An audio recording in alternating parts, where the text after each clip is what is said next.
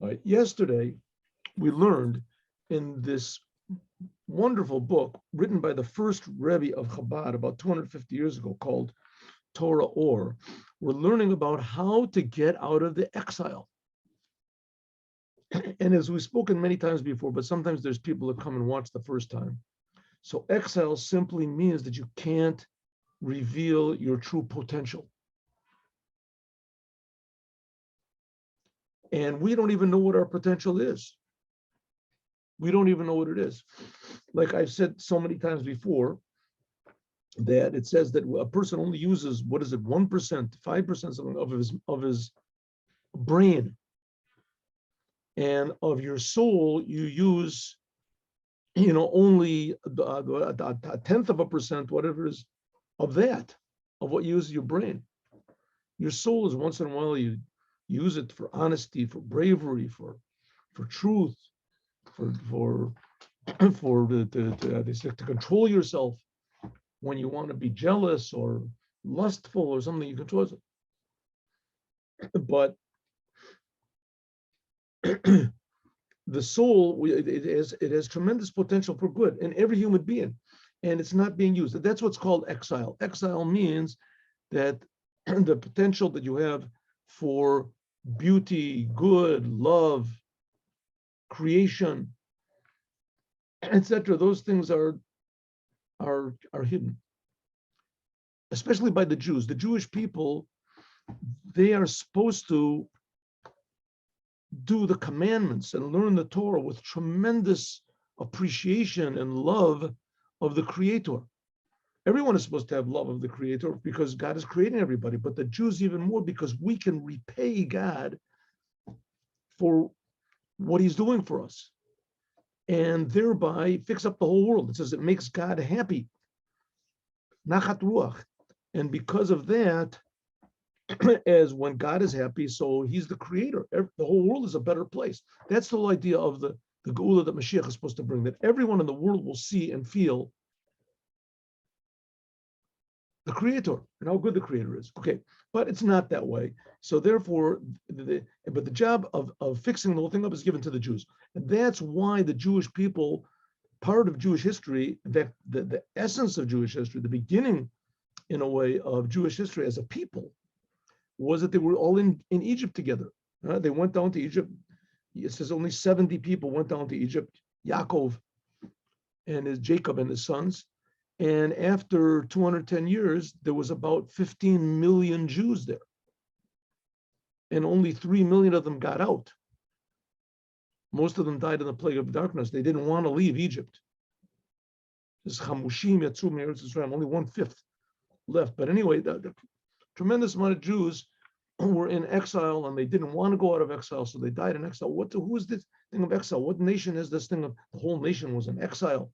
Well, the whole religion was in exile, the whole philosophy was in exile. Millions of people, they all got out. Miraculously, they all saw God. God split the sea for them, God this. And after all that, they still worshipped idols. The whole story just doesn't make any sense. What is it necessary? What's the point of it? So the point of it is to stress to us that the Jews have a special identity and they have a special responsibility, namely to deal with the exile of the world, of anything that conceals human potential for good.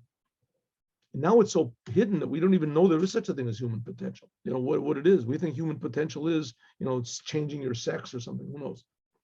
Right? That's who you really are. And this is the deepest, darkest levels of exile we are in. And it depends on the Jewish people to get out. And like it says, the darkest is before the dawn and all these other sayings that we have. But the fact of the matter is the world is terrible. So how do we get out of it? It depends all on the Jewish people. Okay, so it says, how do the Jewish people do? Number one, says the Rebbe, prayer. And in Judaism, prayer, at least Atzilut really stresses this, prayer is called the service of the heart,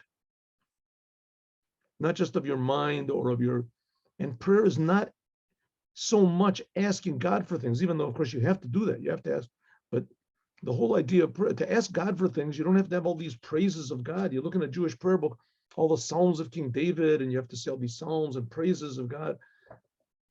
And the Melech Mehulal Batish Bachot. You can just ask God what you need, what you're supposed to do. You're supposed to ask God for whatever you need. But the prayer book is that not that we ask for God, that we give to God.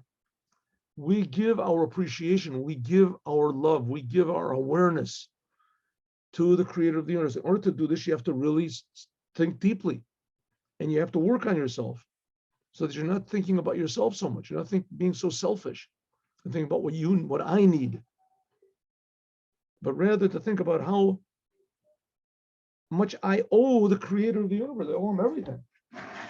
He's creating these every instant. He's creating everything. And the Jews are especially obligated to do this. It's a commandment in Judaism, a commandment to love God.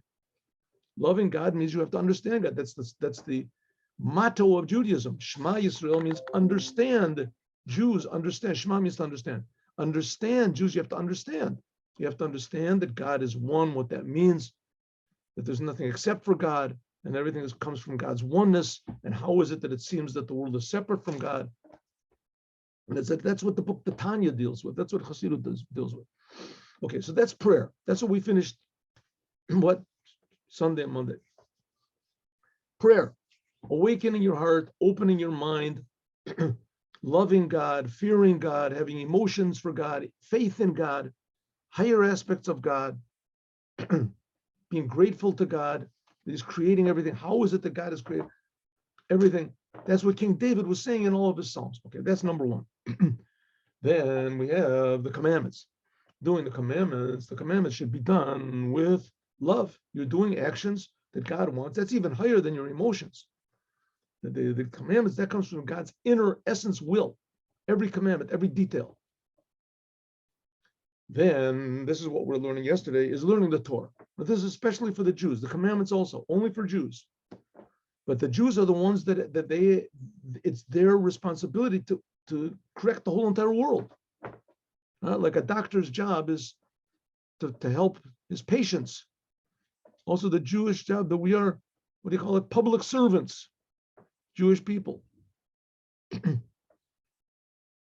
So how do we fix up the world? So the Rebbe is saying, we fix up the world. I'm telling you how to do it. You have to know how to pray. You have to pray. You have to awaken your heart. You have to appreciate God, love God. So then you have to do the commandments. Commandments doing very deep with this inspiration and this arousal that you had from prayer. That's how you do the commandments. With that connection to God, you realize what God is, how intimate and close and infinitely great God is.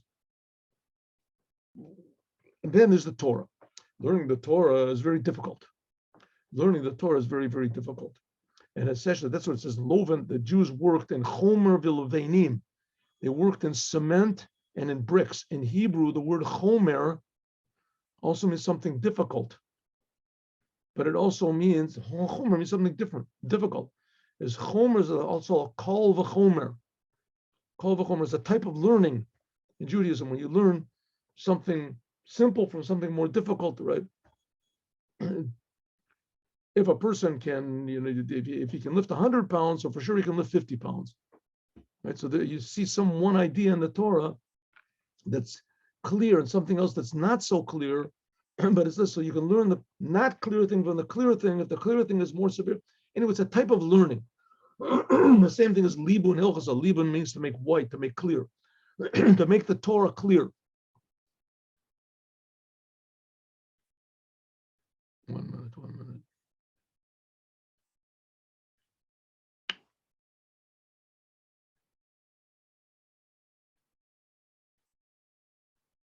I don't remember where we got up to. 1 second. I think we got up to here. Let me have a look. Let me just have one short look over here. Let me pause this. Pause. That's what we got up to. Okay, so by learning the Torah, understanding the Torah, learning the Talmud, understanding the Talmud, learning the Mishnah, understanding all the details which were God gave the Torah, He gave to Moses, and He gave to Moses also the command that the rabbis have to learn the Torah and to derive laws from the Torah. That's what it means. Kumi lach rayatim yafati v'lechilach. That's what it means. rise up, my beloved, my beauty, and go. What does it mean? Lech latzmech, go to yourself. Ki Yisrael, the Jewish people, all over machshava. God is saying to the Jews, raise up where? To your true essence. The Jewish people, what's the essence of the Jewish people? The Jewish people rose up in God's thought. Let's get my pointer over here.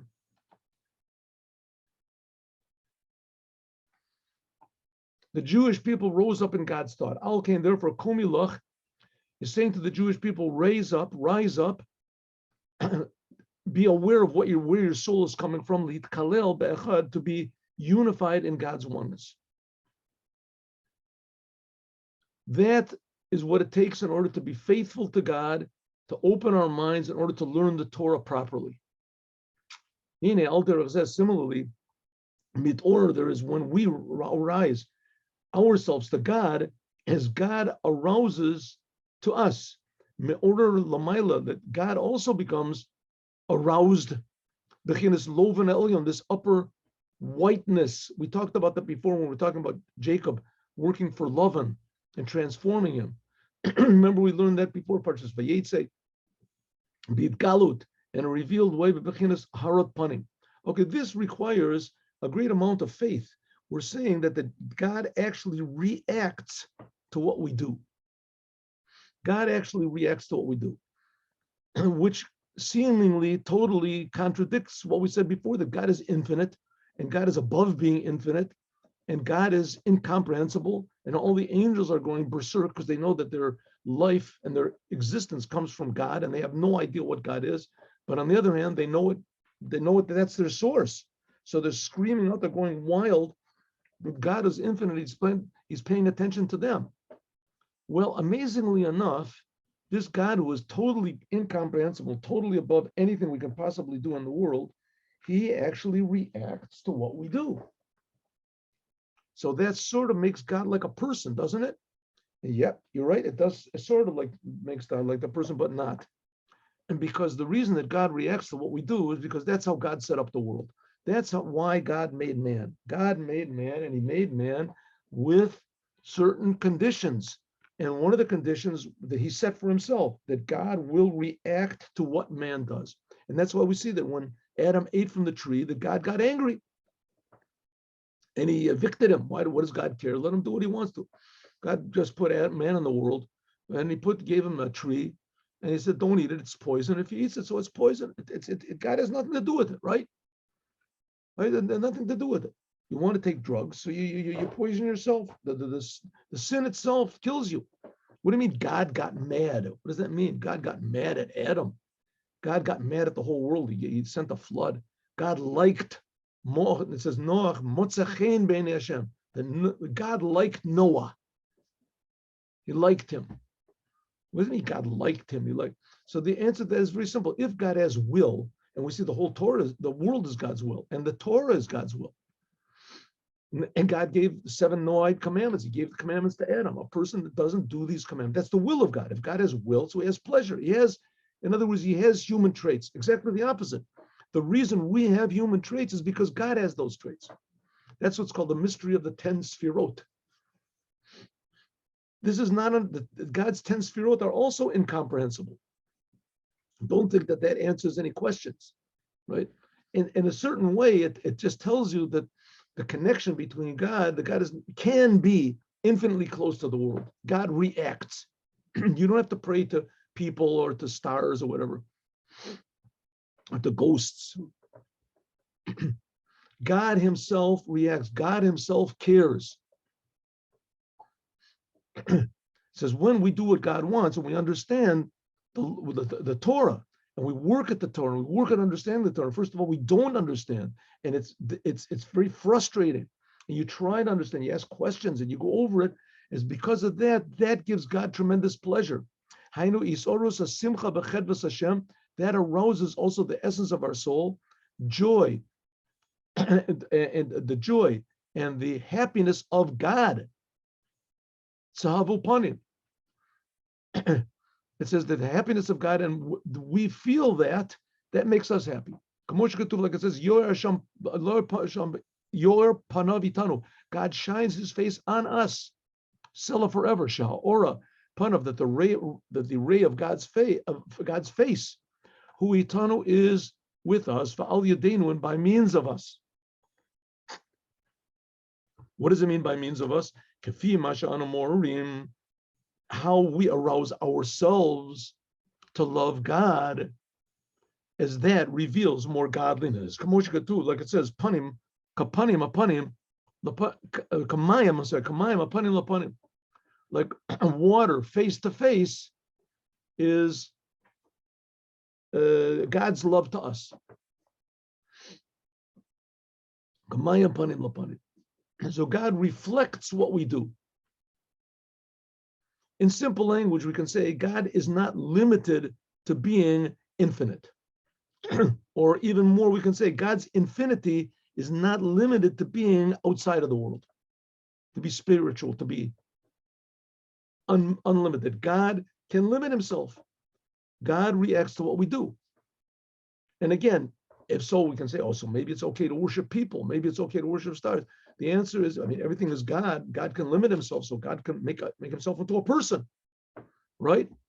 So the answer is, yeah, you're right, it can. But that's why God gave the Torah, to tell us how God does it. That there is such a thing as idolatry, and idolatry is forbidden. Even though it's true, everything is God, and God can limit Himself, but God gave the Torah to tell us how He limits it, what He wants and what He doesn't want. This completion, revelation of our potential and our ability, and that revealing inner aspects of God. This will only be Latid in the future, Liyamot Mashiach, in the days of the Mashiach. As then, ayin ba'ayin yiru, then we will see God eye to eye. Kibashat matan Torah, like it was at the giving of the Torah. In other words, we'll feel that we are being created. We'll feel that God is giving us life. We'll feel that it's God that's giving us life. We'll feel tremendous appreciation for God, and we'll also feel a tremendous, awareness of God. And when a Jew or a human being feels his awareness for God, when you feel God, what does that do? What does that do? It makes you dynamic. It makes you responsible. You feel you are responsible because God has a will. You feel that you have obligations to the creator of the universe. It activates you. Like we said so many times before, there are examples of people who really felt and saw God. King David was one of them. Moses was another one of them. Great leaders. These people never slept. They slept a few minutes, who knows what. They were always constantly active. When a person feels God, the opposite of feeling God is you feel depressed. You want to go to heaven. You don't care about the world. You don't care about anybody else, unless it'll give you some sort of a brownie points in going to heaven. So it activates you because you don't think about yourself. You think about your obligation. You think about what God wants. And that's what happened in Mount Sinai. Biyotem is even more. Because when God gave the Torah, Lo Yarak with the Shisha, it was only temporary. And the people also couldn't take it. It says their souls jumped out of their bodies. And they also didn't internalize what they had in Mount Sinai. As soon as they thought Moses was gone, he wasn't going to come back, they worshiped the golden calf. And we see that through the history, Jewish people worship golden calves even worse than that. Masha'enkin, which is not the case of the Mashiach, in the days of the Mashiach, there will be revealed godliness, la'ad forever, lo'olomei olamim, without any end. That's what it means, Selah. That's what it means that God will reveal to Himself, Yo'er Panav, God will shine His face, Selah, forever, eternally. That's what it is talking about in the days of the Mashiach. Godliness will be revealed everywhere. No one will have any doubts that God exists, that God is good, that God demands things from us. Everyone will know what they want to do, what they should do, what they're supposed to do. And people will do it and say it and think it. After all, we're just creations. That's the point. We're just creations. That's what it means, Selah, forever. Netzach, eternal. In the time of exile, we have to work very hard to get this true happiness in Hashem. Shulibun Hilchasa, which this is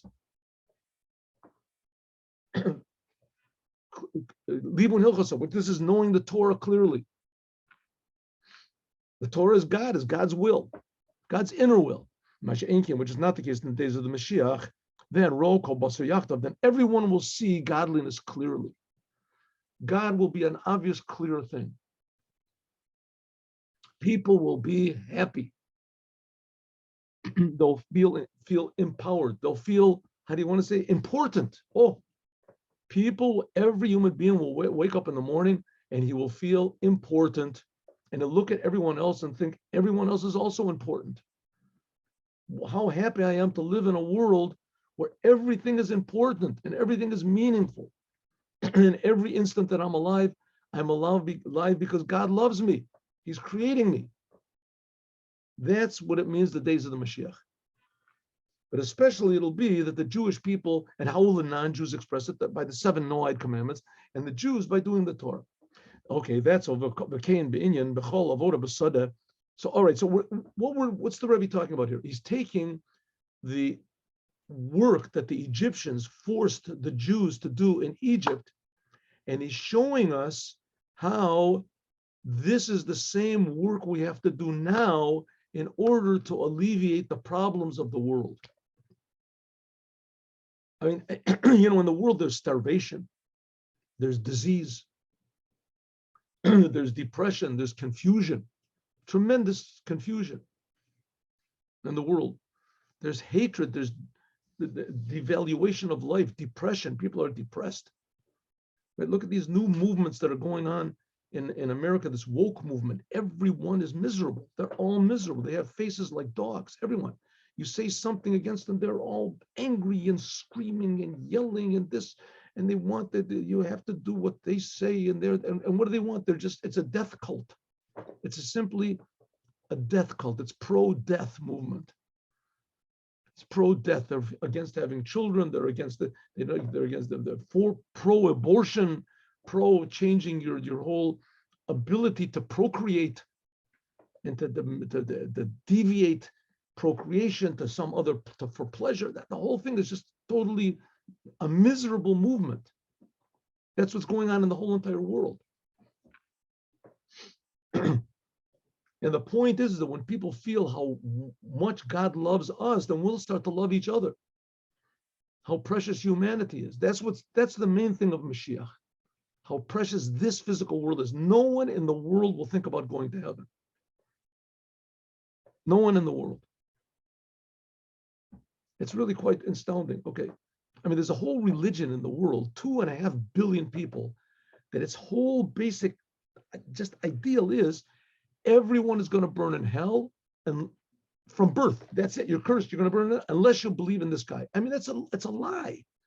Everybody's not going to burn in hell. Why? You're cursed automatically. Exactly the opposite. Every human being was created in the image of God. Every human being has a choice to use his free will to do whatever he wants to. And God knows how to judge people. And he judges favorably, everybody. One good deed can tilt the whole entire world to the side of good. But everything is equal, it's even. Even people, good is in potential, and bad happens to be more revealed. But it all depends on the Jewish people to reveal to the world what good is and to tilt the world to merit. Okay, that's the thing that we're learning. That also, so that's what it means that the Jews worked, and we said it, cement and bricks. We said it's chomer, but levanim, that means learning laws, making yourself, purifying yourself. And also the work in the sadeh. Okay, it says they worked in the fields. The fields, it says that's the breita. Okay, now in Judaism, there's different meanings for this word breita. But generally speaking, there's Mishnah and breita. Mishnah is what is written in the basic laws are written down what's called Mishnah. And breita are the explanations of those. There's also another meaning of breita, which is the common meaning, which means Mishnahs that weren't included in the order of Mishnahs. They were also, in any case, so breita is everything that's outside of the Mishnah, the explanations of the Mishnah. The Mishnahs are laws of Judaism.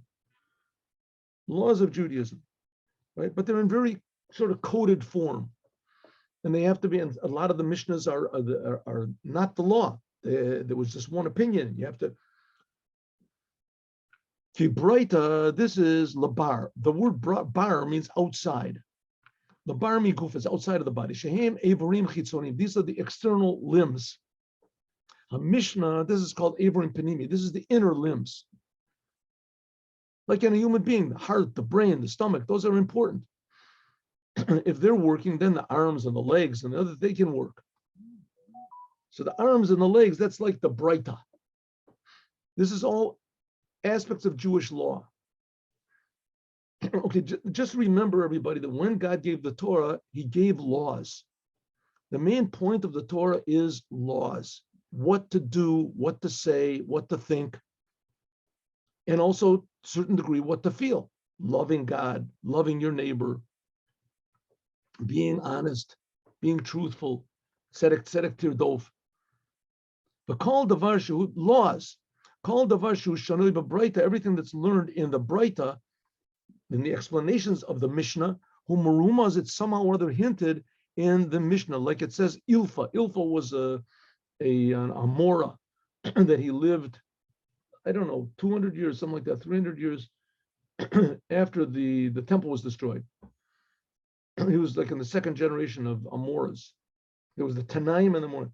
Man de Shali Braita, no one can ask me a Braita, the low Pashta, that I can explain, I can show him where it comes from the Mishnah. In other words, you can show me anything you want to, any law, and I'll show you exactly where it comes from in the Mishnah. The Mishnah is very, very coded. It's very coded. It's almost like saying to a person, I can show you in an apple seed exactly every apple that's going to come out of the seed, every flower on the tree that's going to come out of the apple seed. The Mishnah, so to speak, are legal codes of laws, and from them come a whole world of laws. Said, well, in the Mishnah, I can show you where every single law is going to come out. Pshat means he'll stick out. I can, no pashta, I can explain it. Explain it. Pashta means also to stick out, to go outside. Lashon pshatet yado, like sticking out your hand. Shu lashon hoshatet yadav, va'omer sheyoshit yado, he will take out from the Mishnah, he'll take out from a Mishnah the Ba'era Din to explain a law which is talked about in the Braita. He didn't have to learn the Braita in itself, because it's included in the Mishnah. So what's he saying? He's saying, like, God gave the law on Mount Sinai. On Mount Sinai, the Torah is totally incomprehensible. You can misunderstand everything. Everything is up for grabs in the Torah. It says you have the 10 commandments, you have to keep Shabbat. Which day is Shabbat? What does it mean to keep Shabbat? What does it mean? What are you supposed to do? What are you supposed to do? They're totally not understandable.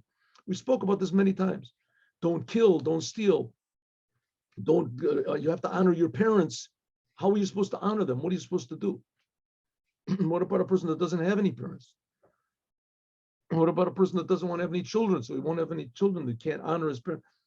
All these laws have to be explained. But what does it mean to give them honor? So God gave Moses a lot of laws orally, explained to him. And there are a lot of things that God gave to Moses also in a concealed way. There's a story that says that how does it go? Oh, that God gave the Torah to Moses. Moses saw in the future generations. He saw in the future generations Rabbi Akiva. That Rabbi Akiva was able to learn from just little marks on the letters. He was able to learn whole entire laws out. And Moses said, well, he's greater than me. And then he heard Rabbi Akiva saying that somebody asked him, right? Rabbi Akiva was, of course, 2,000 years after Moses, something like that? No, 1,500 years after Moses. He heard somebody said to Rabbi Akiva, where did you get that law from? And he said, Allah Moshe Sinai. God gave it to Moses on Mount Sinai. And Moses felt better. Moses saw all the future. He saw Rabbi Akiva. And there was everything that was learned by the rabbis, somehow or other is included in the Torah. Well, after the Torah was given, so the rabbis learned some of these laws that were concealed in the Torah. They learned, some of them have to be learned by the rabbis. That was called Mishnah. And the Mishnahs also became not understandable, so they learned out Breita. It's called Breita afterwards. So it said that some people could learn, like Rabbi Akiva, he could learn from even the letters in the Torah, which that was impossible. He was able to learn. Some people didn't have the talent of Rabbi Akiva, but they could learn from the Mishnah. Everything that was in the Mishnah, right, they could explain all the other laws. But not everyone is can merit to this. That his name showed how great he was. Ilfa. That was his name, Ilfa. Ilfa said, I can look at a Mishnah, I can learn all the laws you want to from the Mishnah. That's his name was Ilfa. Alaf chachachma. Ilfa means to learn. Alaf chachachma, alaf chabina. It's a sentence, what, in Proverbs. I will teach you wisdom, I will teach you understanding. Therefore, he could understand the laws of the Breita from the Mishnah. But we have to learn the Talmud. We have to learn all the laws that are in the Talmud, all the arguments in the Talmud. We have to learn that from the Mishnah. We have to learn. That's what it means, that we have to do the work in the field. Right? The Jews, in order to get out of Egypt, Paro made them work hard.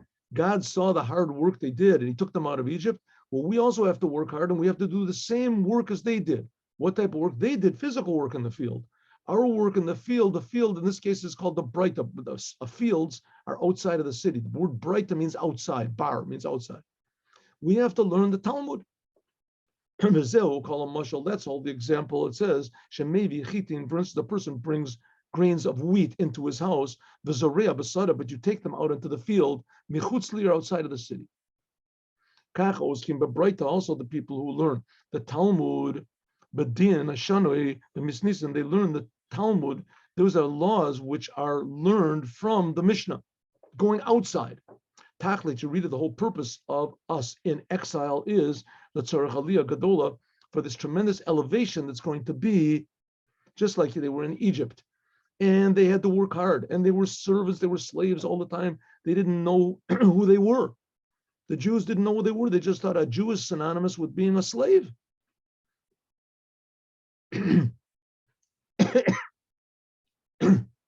Well, the same thing is with now, the Jewish people don't really know who they are. And we are synonymous with being a person, who knows what, by learning the Torah, and doing the things that and spiritually that the Jews did back then, physically, just like they went out of their exile to a true identity, what a Jew is, at least more true in relation to what they were, as we also will go out of our identity and we'll see that we are sons of God, all the Jewish people, and the whole entire world are precious creations of God. Sheyoyer Hashem, that then by means of our prayer, like it says, and doing the commandments, and learning the Torah, doing it properly, and working on our personality. We'll talk about that in a minute.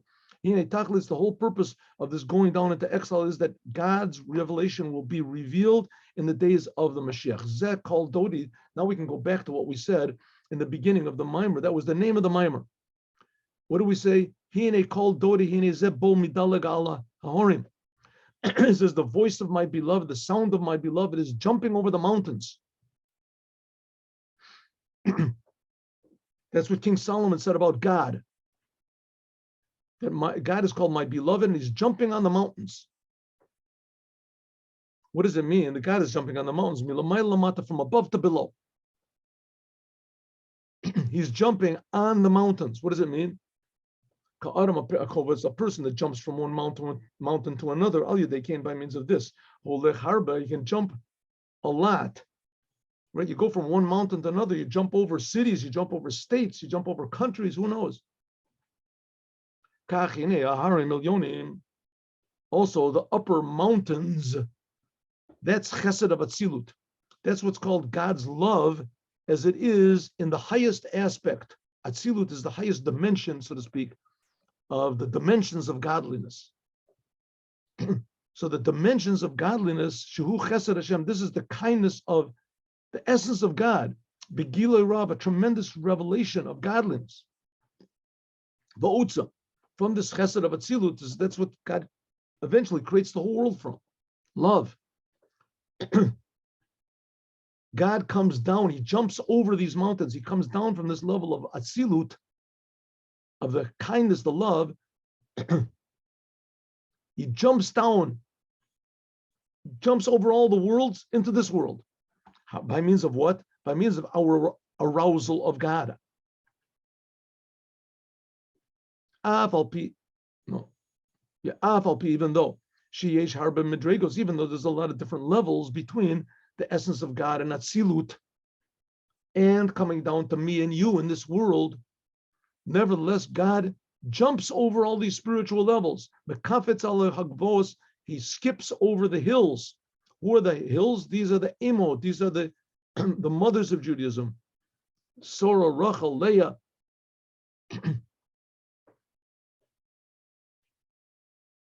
Also Bilhah and Zilpah. Makabli, the mothers, they receive from the mountains. Even a person that doesn't have this tremendous love, that has not aroused these mountains, according to our love of God, so God reacts to us. Of course, God is infinite and we're finite, but so it's not comparable, right? It's totally how do you say, the reward we get is not commensurate to our work. It's infinitely greater. So if we have a tremendous love of God, then God jumps down from this world of Atzilut down to us. What if you don't have such a great level of love of God? What if we do? So it says God skips over the hills. The hills, that's the mothers, they receive from the mountains. Even a person that doesn't have this tremendous love on his own, because he sees and he hears other people, and it aroused in him also. Sometimes you can see a person that's holy, that arouses in you also. I told the story, I don't know how many times I told the story, but I'll tell the story again because it's a good story. And someone told me this story. He worked in Crown Heights or somewhere near Crown Heights in Brooklyn, near where the Rebbe is. And they had some sort of a garage or something, fixing cars, whatever it was. And he worked with a Jew, a Yemenite, Jew, Israeli. It was totally not religious. Just totally, gamri, nothing to do with religion, hated the religious people. He had his own life. He lived his own life. And one day he said he had big bushy hair, and he dressed like a whatever it is, a vagabond, whatever. Did whatever he wanted. Had rings, had all sorts of piercings, his ears and stuff like that. One day, this fellow who was a little bit religious, he said, "Let's go to the Lubavitcher Rebbe and get dollars." So he said, "You go, leave me alone with this religious stuff." He said, "Listen, the Rebbe is a nice person.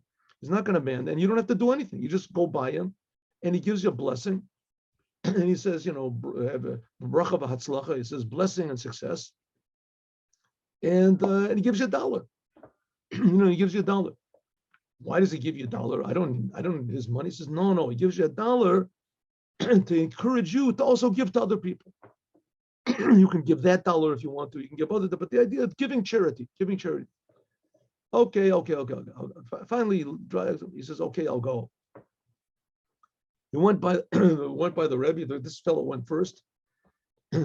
Our hero, the one with the big hair, with this, he goes by the Rebbe. And the Rebbe gives him $1. Says bracha v'hatzlacha, blessing and success. He looked at the Rebbe. He left 770. Went, finished the line, put the money in his pocket. Went immediately across the street to a barber. Had his hair cut. Took out all the earrings from his ears. Went next door. Bought a pair of tefillin and a kippah, and he said, "That's it. I'm going to be a religious Jew." What happened? What happened? Did the Rebbe whisper something to you? You're going to burn in hell or something? What did the Rebbe do? He said, "He just said blessing and success." I just saw him, and I realized, wow, God exists. Judaism is really true. Here's a person that really truly believes in God, and he really truly loves God, and it's really true. It's not just he's psychic or he needs, religion for a crutch or something like that. This person really feels the goodness of God. He feels that God is in the commandments of that's it. He said, that's it. I'm still working in my job. I'm still doing everything, maybe he's going to stop going to the nightclubs. I mean, that's what it means. Maybe you're not such a great level, but you can see other people, especially, or you can go into a place, see how other people pray genuinely. You see a chassid praying genuinely to God, right? You see, go sometimes to a synagogue, you can see chassid. There's people, you go into the synagogues, you see them jumping and screaming and they're contorting their face. That's also nice, but here we're talking about being genuine. When you see that someone's genuinely is connected, loves God, then you are also aroused. The rabbi say on three things the world stands: on the Torah, alavod, on prayer, that's prayer, and on kindness, charity. She'em atzmam, that they are. This fixes up a person's emotions. Shebein adam lamakom, between a person and God, and between a person and his friend. You have to fix up your personality. You have to give. That should be the main motivation in your life, to give. To build. Hine Torah v'tefillah, the whole idea of Torah and prayer, we already explained. What we said? How this is, how it has to be in exile, like we said before. Bo Gamkin, it also comes to explain this idea of fixing up your personality. That's what it says also, that Paro made the Jews work all sorts of different type of work. Torah, prayer, commandments. Okay, that's wonderful. That's Judaism. But fixing up your personality, that's human. Don't forget to be a human being. Ki avodah, the service is mehem, from them. Bahem atzmam, you have to fix up your personality, your emotions, your this is a tremendous effort. To transform from one emotion to another. Instead of being an egotist, instead of being sunk in egotism, you're sunk in Judaism and godliness.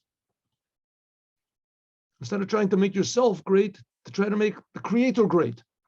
To transform from wanting to receive all the time, to wanting to give. The shanot darko b'tivot, to change your ways and your nature.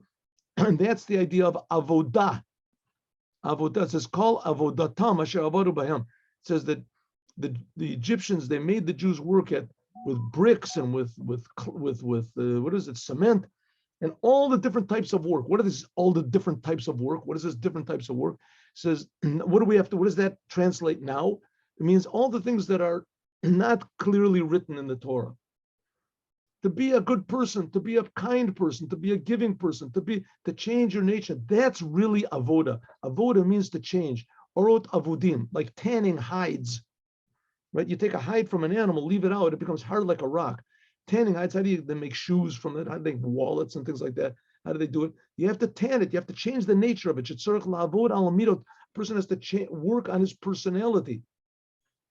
That they should be fixed for God alone. That all you want to do is make God's world a good place. And we'll talk about this tomorrow, or should we do it now? We don't have time. I don't think we have time today. 1 minute. Do we have time? 1 second. Let's see how long this is. No, we'll do it tomorrow. We'll do it tomorrow. Let's do the Dvar Malchut.